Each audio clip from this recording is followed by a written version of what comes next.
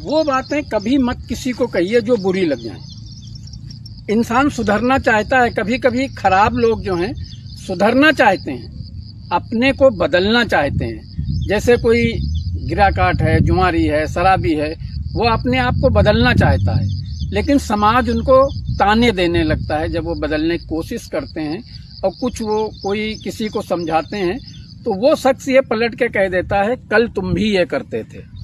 ऐसा कभी ना कहें, क्योंकि वो छोड़ना चाहता है और आप उसको पलट के कह रहे हो, उसको वो बुरा लगता है। ऐसे ही और भी तमाम काम हैं, ऐसे ही और भी बहुत से काम हैं जो इंसान छोड़ना तो चाहता है बुराई से, लेकिन समाज उनको ताने देने लगता है तो वो फिर जो है घबरा जाता है और फिर अंदर उसके दिल के ठेस पहुंचती है और वो सोचता है कि मैं छोड़ना चाह रहा था और समाज हमको छोड़ने नहीं दे रहा।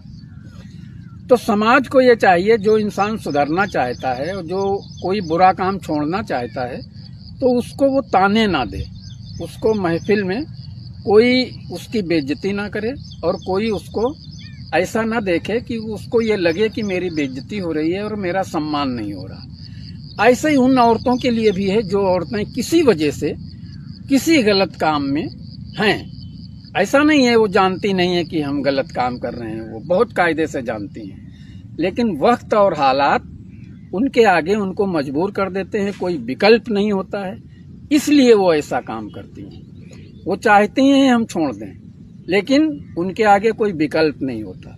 लेकिन जब वो छोड़ना चाहती हैं तो समाज उनको ताने देने लगता है और जब ताने देता है तो वो अपने दिल पे ले लेती हैं और लेना भी चाहिए, क्योंकि वो छोड़ना चाहती हैं, आप उनको ताने दे रहे हो तो दिल पे तो बात लगेगी।